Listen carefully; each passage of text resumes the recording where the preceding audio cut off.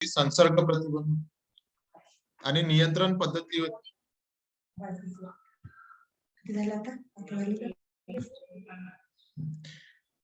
इकोचे प्रशिक्षण. तर मॉड्यूल 8 मध्ये आपण आज बघणार आहोत विशेष परिस्थितीत इन्फेक्शन प्रिव्हेन्शन अँड कंट्रोल कसं करायचं. काही परिस्थिती असतात त्याच्यामध्ये आपण इन्फेक्शन प्रिव्हेन्शन कसं करायचं. किती लोक जॉईन आहेत?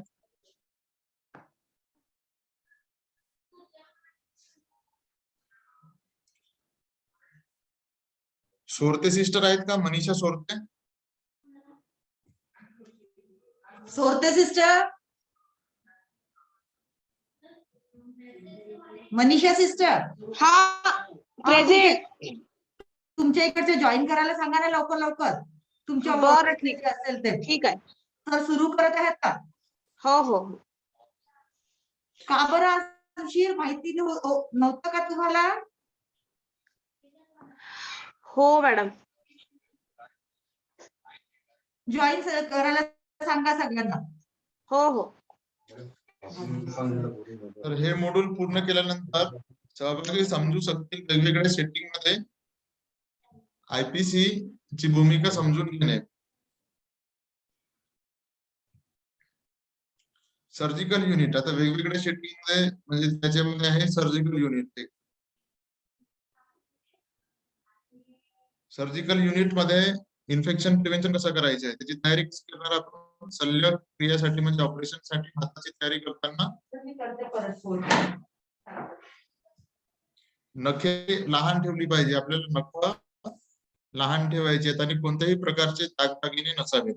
सर्जिकल साठी हातमोजे घेण्यापूर्वी सर्जिकल करणाऱ्या हाताला अँटिसेप्सिस केले पाहिजे.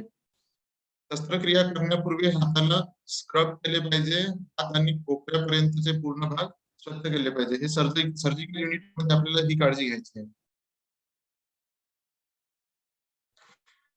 सर्जिकल हात स्वच्छ केल्यावर हात शरीरापासून दूर ठेवले पाहिजे. आपण बघतो की सर्जन हाताला स्क्रब केल्यानंतर हात असे शरीरापासून दूर ठेवतात.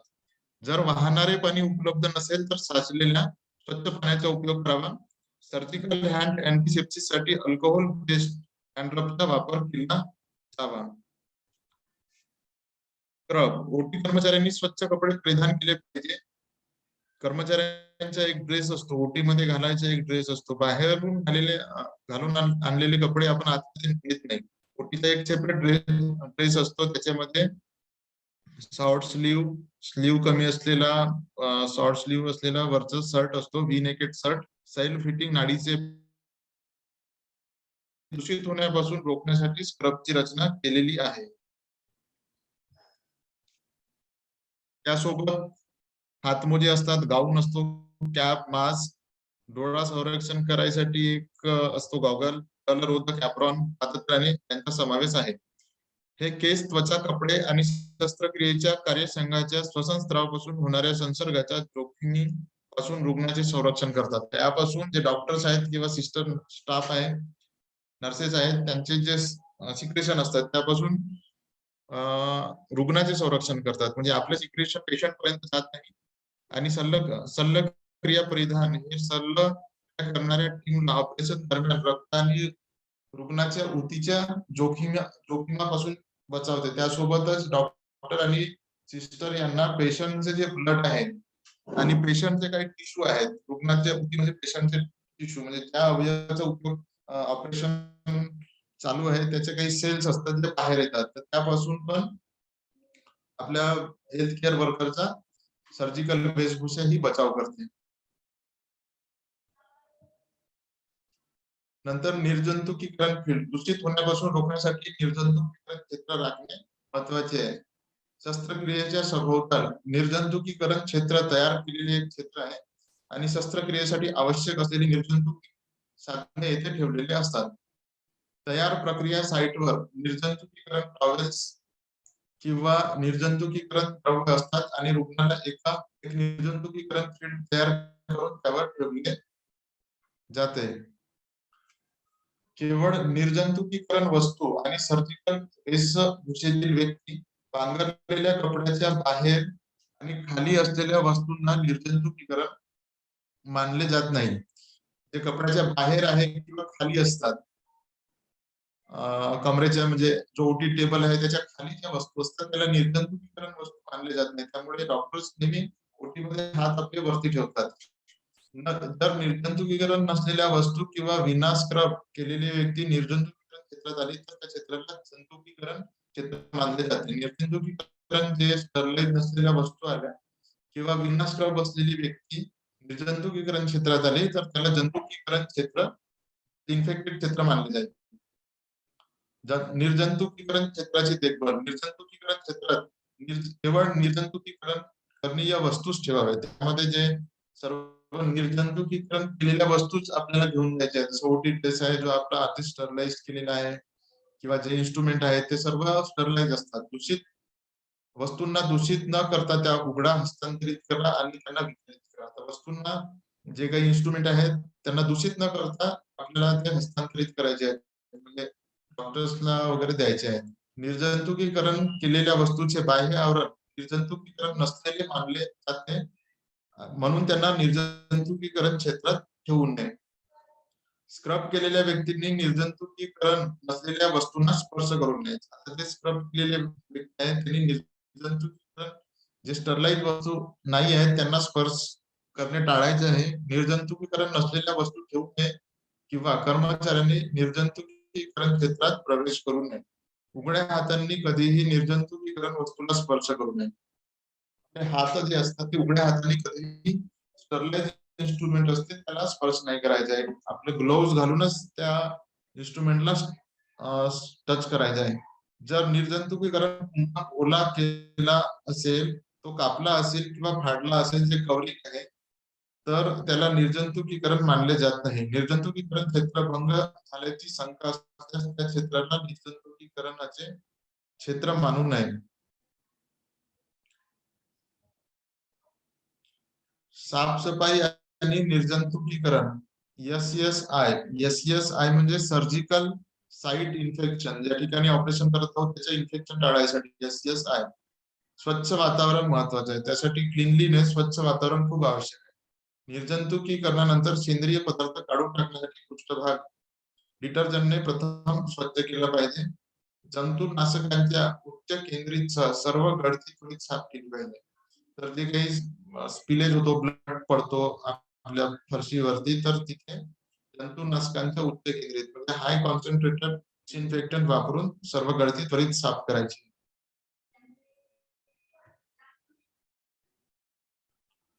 डिस्पोजेबल किंवा नव्याने काढलेल्या गुणयुक्त मॉप्स वापरले पाहिजेत. डिस्पोजेबल असतील किंवा नवीन असतील जे स्टरलाइज केले आहे असे मॉप्स आपण वापरले पाहिजे. ओटी दररोज स्वच्छ करणे आवश्यक आहे. यात फर्निचर, दिवे, उपकरणे, खिडकी, लगेज, स्क्रब रूम्स आणि सिंकचा समावेश आहे. हे सर्व इन्स्ट्रुमेंट आणि अजून बाकीच्या वस्तू ह्या दररोज आपल्याला स्वच्छ करायच्या आहेत. फरशी स्वच्छ करण्यासाठी ओले व्हॅक्युमिंग ही एक प्राधान्य पद्धत आहे. जमा झालेल्या पाण्याला त्वरित वाढवायचे. जो पाणी आतमध्ये जमा होत असेल तर त्याला त्वरित वाढवायचे आहे. ओटी रुग्णाच्या देखभालापासून आता ओटी कुठे ठेवायची आहे आपल्याला? हॉस्पिटलमध्ये ओटी जी असेल ती रुग्णाचे जे आपला पेशंटचा वार्ड असेल त्या वार्ड पासून दूर पाहिजे. रुग्णाच्या देखभाल क्षेत्रापासून आणि वाहतुकीपासून दूर असावे. म्हणजे लिफ्ट पासून किंवा पायऱ्यापासून लांब असायला पाहिजे. सहसा उच्च स्तरावर असावे. सेकंड फ्लोअर, फर्स्ट फ्लोअरला ओटी सहसा असते.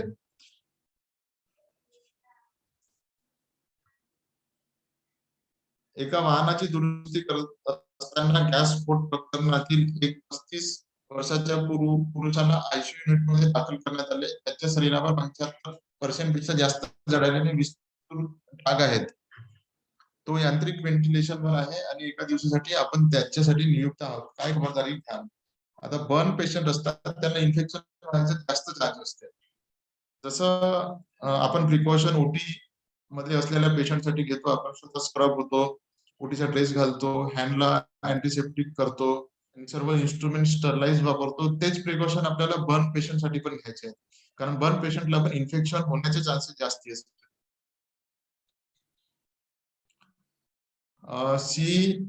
CSSD म्हणजे central sterile supply department. Central sterile supply department साठी क्षेत्राची निश्चिती. सुटेबल लोकेशन पाहिजे, proper layout, unidirectional flow, separation of clean and dirty area आणि सफिशियंट स्पेस पाहिजे.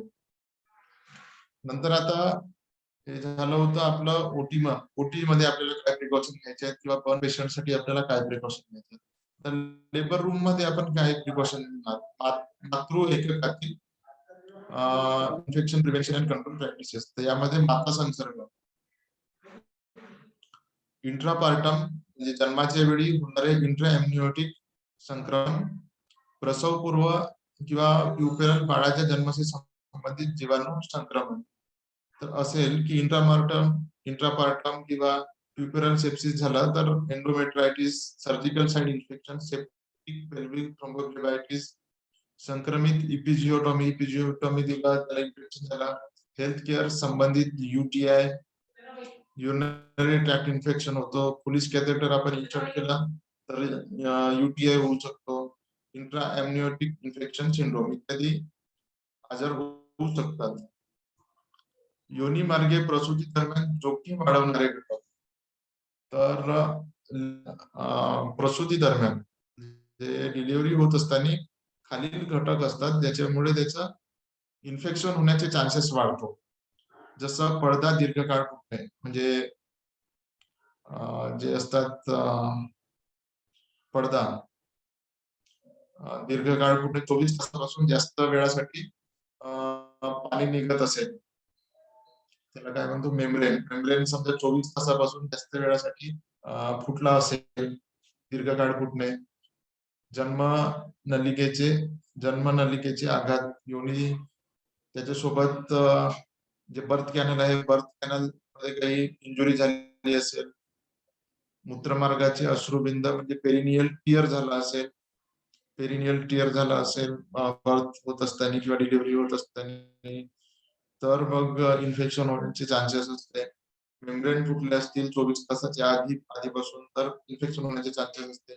आणि प्लॅसेंटा रिमूव्ह नसेल झाला, प्लॅसेंटा कायम ठेवला असेल किंवा प्लॅसेंटल मॅन्युअल काढण्याची आवश्यकता आहे तर मग इन्फेक्शन होण्याचे चान्सेस असतात. नंतर प्रसूती दरम्यान योनी मार्गे जोखीम वाढवणारे घटक इपिजिओटॉमी, फोर्सेप्स, डिलिव्हरी इपिजिओटॉमी झाली असेल तर इन्फेक्शन होऊ शकतो. नंतर फोर्सेपचा उपयोग केला असेल तर मग इन्फेक्शन होण्याचे चान्सेस असतो. आणि PV एक्झामिनेशन, योनी परीक्षा ही अधिक वेळ झाली असेल तर मग इन्फेक्शन होऊ शकतं. योनी मार्गाची तपासणी दरम्यान संक्रमण प्रतिबंधित करणे, नियमित आकारणी करण्यासाठी 4 तासाच्या अंतराने डिजिटल योनी मार्गाची तपासणी करण्याची शिफारस केली जाते. 4 तासांनी आपल्याला PV एक्झामिनेशन करायचे, हात मोजे, स्टराईल ग्लोव्ज वापरायचे. तोपर्यंत श्रम करण्यास म्हणजे लेबर इंड्यूस करणे, इंडक्शन ऑफ लेबर जे म्हणतो की आता आपल्याला डिलिव्हरीला इंड्यूस करायचे आहे. जोपर्यंत श्रम करण्यास उपयुक्त करण्याचा निर्णय घेतला जात नाही तोपर्यंत तपासणी करणाऱ्या बोटाचा टोक गर्भाशय ग्रीवामध्ये येऊ नये. जोपर्यंत आपल्याला इंडक्शन ऑफ लेबर करायचं नाहीये तोपर्यंत बोट गर्भाशयामध्ये ग्रीवामध्ये सर्व्हिक्स मध्ये टाकू नये.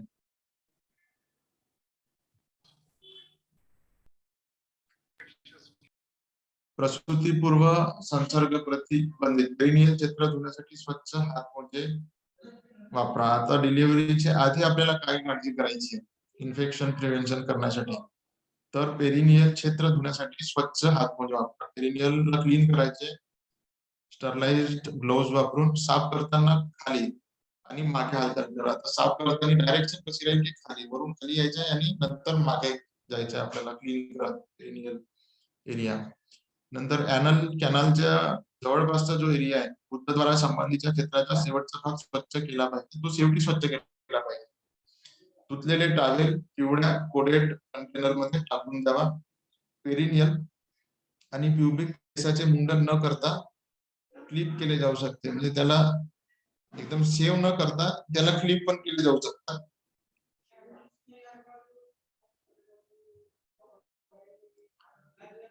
प्रसूती दरम्यान संसर्ग प्रतिबंधित हात स्वच्छतापूर्वक सांभाळा.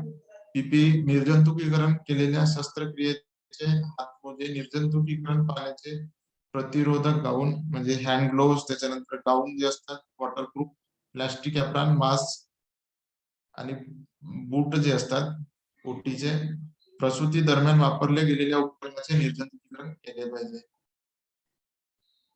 नंतर जी सिस्टर किंवा नर्स म्हणजे बाळाला काढणार डिलिव्हरी मध्ये किंवा बाळाला धरणार बाळाला प्राप्त करणारे HCW हेल्थ केअर वर्करने आपले हात स्वच्छ करावे.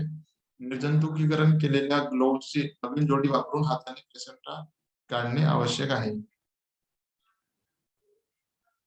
नंतर प्रसूती नंतर संसर्ग प्रतिबंध हातमोजे काढण्यापूर्वी हाड स्वच्छ पात्रात घाला. पंचर प्रूफ कंटेनर नंतर सीवन सुया ठेवा. सिरिंज आणि सुईची विल्हेवाट लावण्यापूर्वी 0.5% क्लोरीन सोल्युशन सह सिरिंज बाहेर काढा आणि नंतर पंचर प्रूफ शार्प कंटेनर मध्ये ठेवा. काही सिरिंजेस निडेल असतील तर त्याला फेकण्यापूर्वी 0.5% क्लोरीन सोल्युशन त्यामधून आपल्याला बाहेर काढायचं. आतमध्ये घ्यायचे क्लोरीन आणि ते बाहेर काढून टाकायचे. नंतर मग त्यांना पंचर प्रूफ कंटेनर मध्ये टाकायचे.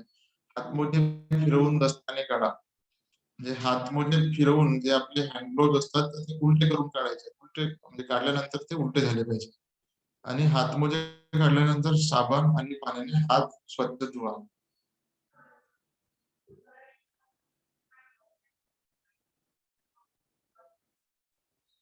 नंतर सिजेरियन शिक्षण दरम्यान संसर्ग प्रतिबंध केस क्लिप करण्यासाठी केस क्लिपचा वापर करा. फेस शिल्ड किंवा गॉगल ऍप्रॉन वर स्क्रब सूट घाला. बाळ स्वच्छ टॉवेल मध्ये ठेवले पाहिजे. बाळाला धरून ठेवणाऱ्या हेल्थ केअर वर्करने हाताची स्वच्छता पाळली पाहिजे. प्लॅसेंटा काढताना हँड ग्लोव्ह वापरले पाहिजे. दीर्घ काळापर्यंत पडल्यास किंवा कोरिओ एमनिओटिक असल्यास ओटीपीटीच्या पोकळीमध्ये एमनिओटिक द्रव पदार्थाची गळती टाळा. आता मेम्ब्रेन खूप 24 तासाच्या आधीपासून फुटला असेल किंवा कोरिओ एमनिओटिक इन्फेक्शन असेल एमनिओटिक फ्लुइडचा तर जो फ्लुइड आहे तो आपल्या पोटामध्ये जायला नको. पोटीमध्ये ऍब्डोमिनल कॅव्हिटी मध्ये जायला नको ते फ्लुइड. ओटीपोटीच्या पोकळीमध्ये एमनिओटिक द्रव पदार्थाची गळती टाळा. एमनिओटिक द्रव पदार्थ जास्त प्रमाणामध्ये शोषण्यासाठी निर्जंतुकीकरण केलेले पॅराकोलिक गटारांमध्ये ठेवा. ओटीपोटी पोकळीमध्ये एमनिओटिक द्रव पदार्थ मोठ्या प्रमाणात गळत असल्यास निर्जंतुकीकरण समस्थानी खारट द्रावणासह पोकळीला ढकलून द्या. आता एमनिओटिक फ्लुइड ऍब्डोमिनल कॅव्हिटी मध्ये गेला असेल तर मग त्याला NS ने क्लीन करायचे आहे. आवश्यक नसल्यास गर्भाशयाच्या पोकळीचे अन्वेषण टाळा आणि नंतरच गर्भाशयाच्या चिरा बंद करा. NICU मध्ये सूक्ष्म जंतूचा प्रवेश रोखणे. त्वरित वातावरण स्वच्छ करा. NICU डिझाईन चे प्रमाणीकरण करा. म्हणजे स्टँडर्ड NICU आपल्याला डिझाईन करायचे आहे. म्हणजे NICU बनवत असताना त्याचं प्रमाणीकरण स्टँडर्ड NICU डिझाईन करायचं आहे. NICU चे स्थान एअरबॉर्न इन्फेक्शनची वेगळी खोली आणि हात धुण्यासाठी वेगळी जागा. हाताची स्वच्छता करायची NICU मध्ये जाण्यापूर्वी आणि जे व्हिजिटर असतात त्या व्हिजिटरला प्रतिबंध भयंकर प्रतिबंध कमीत कमी व्हिजिटर आले पाहिजे. NICU मध्ये सूक्ष्म जंतूचा प्रसार चांगली हाऊसकीपिंग सूक्ष्म जंतूचा प्रसार कमी करण्यास मदत करते. Incubator warmer infusion pump CPAP machine CPAP continuous positive airway pressure आणि humidifier ventilator filters laryngoscope thermometer stethoscope wash basin floor दररोज योग्य जंतुनाशकाद्वारे साफ करावी. BMW व्यवस्थेचे मार्गदर्शक तत्व वापरली पाहिजे. एका बाळापासून दुसऱ्या बाळामध्ये संक्रमणाचा प्रसार रोखणे. नर्स पासून पेशंटला इन्फेक्शन व्हायला नको. डिस्पोजेबल वस्तू वापरायचे. ताजी सिरिंज सक्शन कॅथेटर आणि वेगळे हँड ग्लोव्ह. औषधी कुपी डिस्पोजेबल श्वसन समर्थन सर्किट औषधी द्रव्ये आणि TPN टोटल पॅरेंटल न्यूट्रिशन तयारीसाठी लॅमिनल फ्लो पद्धतीचा वापर करायचा आहे. तू ट्रेनिंग अर्भक- कोण देत नाही तर काही ना काही तर मस्ती होईल आमचं बाप्पा बाप्पा अर्भकात सूक्ष्म जंतूंच्या प्रवेशाचा प्रतिबंध, त्याच्यानंतर कार्डची जी अंबिलिकल कार्ड, अंबिलिकल कार्डची काळजी, त्वचेची काळजी, सेप्टिक प्रोटोकॉल आणि मानक सावधगिरी प्रत्येक पद्धतीसाठी पाळली पाहिजे.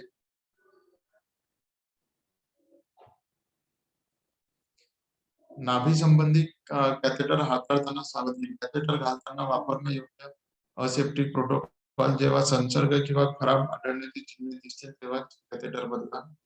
कॅथेटराइज केलं असेल, अंबिलिकल काढला तर तिथे जेव्हा इन्फेक्शन असेल किंवा खराब झालं असेल तेव्हाच कॅथेटर चेंज करायचे. जर CRBSI catheter related blood stream infection, CRBSI catheter related blood stream infection किंवा थ्रोम्बोसिस, रक्तवाहिन्या संबंधीचे धमनी कॅथेटरची जागा घेत नाही. प्रोव्हिडिन किंवा स्वीकृत अँटीसेप्टिक सह अंतर्भूत साईट साफ केली पाहिजे. अंतर्भूत साईट कव्हर करण्यासाठी निर्जंतुकीकरण रेशमाचे नरम पारदर्शक कापड वापरा. ड्रेसिंग द्वारे त्या जागेवर दृश्यास्पद किंवा पाल्पेशन द्वारे निरीक्षण करा. AMR टाळण्यासाठी अँटीबॅक्टेरियल, अँटीमायक्रोबियल रजिस्टर टाळण्यासाठी प्रतिजैवक प्रोफायलॅक्सिस सुरू करू नका. नाभी संबंधीची धमनी कॅथेटर 5 दिवसानंतर काढले जावे आणि नाभीचे शिरा संबंधीचे कॅथेटर 14 दिवसानंतर काढले जातात. एंडोट्रकियल इंट्युबेशन आणि सक्शन दरम्यान सावधगिरी. एंडोट्रकियल इंट्युबेशन करायचे असेल किंवा सक्शन करायचे असेल तर असेप्टिक प्रोटोकॉल, निर्जंतुकीकरण, एंडोट्रकियल ट्यूब निर्जंतुकीकरण असलेली वापरली पाहिजे. श्वास संबंधी नलिकेच्या ट्यूबला स्पर्श करू नका आणि जे ट्यूब असेल त्या ट्यूबला डायरेक्टली ग्लोव्ज न घालता स्पर्श करायचे नाही. सक्शनसाठी हाताची स्वच्छता ठेवा. सक्शन करताना हाताची स्वच्छता ठेवायची आणि स्टरलाइज हँड ग्लोव्ज वापरले पाहिजे. सक्शन कॅथेटर काढून टाका. डायलिसिस मध्ये आपल्याला पेशंटची काय काळजी घ्यायची नाही. डायलिसिस रुग्णांसाठी दवाखान्यात भरती करण्याचे मुख्य कारण म्हणजे संसर्ग. डायलिसिस पेशंटला पण इन्फेक्शनमुळे जास्तीत जास्त वेळा दवाखान्यात भरती करावा लागतो. डायलिसिस रुग्णाच्या मृत्यूचे दुसरे कारण ही संक्रमण आहे. डायलिसिस पेशंट मध्ये इन्फेक्शनमुळे जास्ती डेथ होतात. रुग्णांमध्ये रक्तप्रवाह संक्रमण, रक्ताद्वारे संसर्ग आणि नवाजनित संसर्ग होण्याची शक्यता असते. त्यामध्ये ब्लड बॉर्न इन्फेक्शन, रक्तामुळे इन्फेक्शन होण्याची आणि रेस्पिरेटरी इन्फेक्शन, हवाजनित संसर्ग होण्याची शक्यता असते. डायलिसिस सेंटर मध्ये संक्रमणाचा प्रादुर्भाव सामान्यतः खराब इन्फेक्शन प्रिव्हेन्शन प्रॅक्टिसेसमुळे होत असतो. रुग्णाशी वागताना हातातील स्वच्छतेचे काटेकोरपणे पालन करावे. हेल्थ केअर वर्कर साठी मानक सावधगिरी, रक्तस्राव आणि दूषित वस्तूशी संपर्क आपल्याला टाळायचा आहे. नंतर श्वसन शिष्टाचाराचे अनुसरण करायचे आहे. जेव्हा कॅथेटर डायलिसिस मशीन मधून जोडला जातो किंवा काढला जातो तेव्हा मास्क घाला. आपल्याला मास्क घालायचे आहे, ग्लोव्ज घालायचे आहेत आणि रेस्पिरेटरी एटिकेट जे आहे, श्वसन शिष्टाचाराचे अनुकरण करायचे आहे. नंतर जे वार्ड असेल युनिट आहे, हिमोडायलिसिस युनिट मध्ये फ्लोअरची क्लिनिंग करणे, पर्यावरण साफ करणे, साफसफाई आणि निर्जंतुकीकरण हा संसर्ग प्रतिबंधाचा एक महत्वाचा घटक आहे. साफसफाई आणि निर्जंतुकीकरण. उच्च स्पर्शाच्या वस्तू जसे दाराचे हँडल, मशीनीचे पृष्ठभाग क्षेत्रावर नियमितपणे निर्जंतुकीकरण केले जाणे आवश्यक आहे. उपचार दरम्यान देखील साफसफाई करावी. उपकरणे साफ करणे, उपकरण दूषित झाल्यामुळे संक्रमण होऊ शकते. उपकरणे साफ करणे, उपकरण इन्फेक्टेड असेल तर पुन्हा इन्फेक्शन होऊ शकते. डिस्पोजेबल पुरवठा वापरणे गंभीर आहे. जी उपकरणे पुन्हा वापरली जाऊ शकतात त्यांना निर्जंतुकीकरण करणे आवश्यक आहे. परत वापरायची असतील तर त्यांना स्टरलाइज केलं पाहिजे. वापरलेले डायलिसिस पाण्याचे शुद्धीकरण करून फिल्टर करावे. आता जे पेशंट आहे डायलिसिस साठी आपण घेऊन आलो आहोत, त्या पेशंटला ऑलरेडी काही इन्फेक्शन असते, जसं एचबीएस पॉझिटिव्ह असतील, तर त्या पेशंटसाठी स्वतंत्र मशीन पाहिजे, उपकरण पाहिजे, साधने आणि पुरवठा वापरून स्वतंत्र खोलीत त्याचा सेपरेट डायलिसिस करायचा आहे. उपचारानंतर बायोमेडिकल कचऱ्यामध्ये डायलस टाकून दिले जातात आणि पुन्हा प्रक्रियेसाठी किंवा त्याचा पुन्हा वापर करता येत नाही. एचबीव्ही हेपॅटायटिस बी व्हायरस इन्फेक्शन काळजी घेणारे कर्मचारी हेपॅटायटिस बी वॅक्सिन रोगप्रतिकारक असावेत आणि एकाच वेळी ते एचबीव्ही पॉझिटिव्ह आणि निगेटिव्ह रुग्णांची काळजी घेऊ शकत नाही. तर म्हणजे स्पेशल सेटिंग मध्ये आपण कसं इन्फेक्शन प्रिव्हेंशन करायचं, सर्जिकल वार्ड मध्ये बघितलं, लेबर रूम मध्ये कसं करायचंय, NICU मध्ये कसं करायचं, आणि COT डायलिसिस रूम मध्ये ज्या ठिकाणी ऑलरेडी क्रिटिकल पेशंट असतात त्यांना इन्फेक्शन प्रिव्हेंशन ची आपल्याला जास्त काळजी करायची आहे. अशा जे हाय रिस्क एरिया आहेत, OT आहे किंवा लेबर रूम, NICU, जिथे क्रिटिकल पेशंट असतात, सर्व परिस्थितीत संसर्ग प्रतिबंध आणि नियंत्रण राखले पाहिजे. या ठिकाणी सर्व सेटिंग मध्ये संसर्ग प्रतिबंध आणि नियंत्रण राखले पाहिजे. मग ग्लोव्ज घालायचे आहेत आपल्याला, रेस्पिरेटरी एटिकेट वापरायचे आहेत, मास्क वापरायचा आहे, पेशंटला टच करायचे आधी हाताला स्टरलाइज करायचे आहे, सर्व गोष्टी आपल्याला करायच्या आहेत. काही विशिष्ट परिस्थितीमध्ये मानक राखण्यासाठी सामान्य व्यतिरिक्त संसर्ग प्रतिबंधक तत्वे देखील आवश्यक असतात. तर स्पेशल सेटिंग मध्ये आपल्याला कसं इन्फेक्शन करायचं आहे, इन्फेक्शन प्रिव्हेंशन कसं करायचं आहे ते आपण आज बघितलं.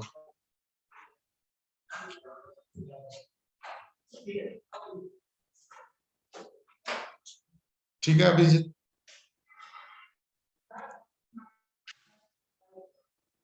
हॅलो. Yes sir. हो. Thank you so much sir. मला वाटतं आपण ते कन्क्लूड करायला हवा. फीडबॅक फॉर्म मी शेअर करतोय चॅट बॉक्स मध्ये. हॅलो. हो हो ठीक सर आहे. एकदा feedback, क्वेरीज असेल कोणाला तर एकदा विचारून घेऊ का? काही क्वेरीज आहेत? हो. कोणाला काही प्रश्न असतील किंवा काही क्वेरीज असतील तर तुम्ही अनम्यूट करून विचारू शकता. तारा मॅडम, तुम्हाला काही प्रश्न आहेत का? तारा नायडू मॅडम. भावना चोपडे मॅडम.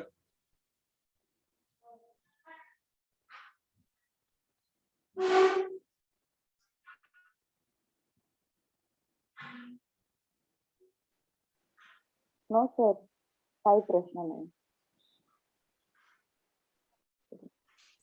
आजचा टॉपिक समजलाय तुम्हाला? Yes sir. Okay okay. Thank you so much madam. कोणाला काही अजून प्रश्न आहेत का? No sir. Okay okay. Thank you madam. मी चॅटबॉक्स मध्ये एक लिंक टाकतोय, फीडबॅक लिंक. आजच्या सेशन बद्दल तुम्हाला काही कॉमेंट्स असतील किंवा काही सजेशन्स असतील आमच्याकरता, तर प्लीज तुम्ही तो त्या फॉर्मवर क्लिक करून देऊ शकता. अतिशय सोपा फॉर्म आहे, मराठीमध्ये, तर तुम्हाला जास्त वेळ सुद्धा लागणार नाही. Okay sir. Ma'am next session पासून प्लीज तुमच्या कलिग्सला पण फोन करून सांगावं, कारण की आज अटेंडन्स आपली खूप कमी होती. 33 पार्टिसिपेंट जॉईन झालेत फक्त. मेसेज लेट मिळाला सर, तर जॉईन काही एनएम ला नाही होता आलं. लेट मिळालं म्हणजे कसं मॅडम? कळलं नाही मला. म्हणजे यावेळेस लिंक खूप उशिरा आली व्हॉट्सअपवर, म्हणून ओके. सर्वांची जॉईन व्हायला प्रॉब्लेम झाला. अच्छा अच्छा मॅडम, पण लिंक एकच असते, म्हणजे प्रत्येक सोमवारी आपल्याला ठरवून घ्यायचंय की बॅच 1 म्हणजे नागपूर जिल्ह्याचं आपल्याला सेशन हे आहे, जॉईन करायचं आहे, आणि म्हणजे एकच लिंक आहे. जी आज लिंक आहे सर, तीच प्रत्येक वेळेस तीच राहील ना सर? हो हो हो. आता आजचं 7वं मॉड्यूल आहे, 8वं 9वं 10वं तिन्ही सेशन करता एकच लिंक आहे. प्रत्येक मॉड्यूल केले सर, पण यावेळेस ती लिंक खूप वेळानं आली, म्हणून एवढा म्हणजे जॉईन व्हायला पण वेळ लागला. काही इश्यू नाही मॅडम, पण लिंक एकच आहे. सर्वांना सुद्धा तुम्ही सांगू शकता हे की लिंक एकच आहे. ठीक आहे. हा, थँक्यू सर. मी मेसेज करून देईल सर तसा हो हो. ग्रुपला. Thank you madam. थँक्यू. सर्वांना विनंती आहे की मी Thank you, फीडबॅक फॉर्मची लिंक टाकली आहे चॅट बॉक्स मध्ये. प्रत्येकाने तो फॉर्म भरायचा आणि मग सेशन लीव करायचं. Thank you. Yes sir. Okay sir. Chat box मध्ये कुठं फार्मा कसं होतं बघ बरं. मी ना चॅट बॉक्स तुम्हाला बघा तिथे खाली मोर दिसतंय का? मोर MORE म्हणून लिहिलं असेल बघा. का chat box?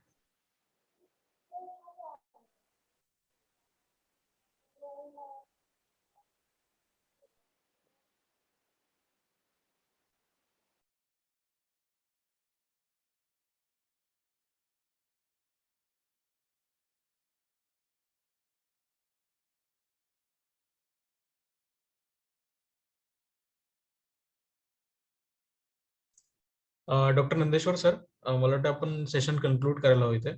Thank you so much sir.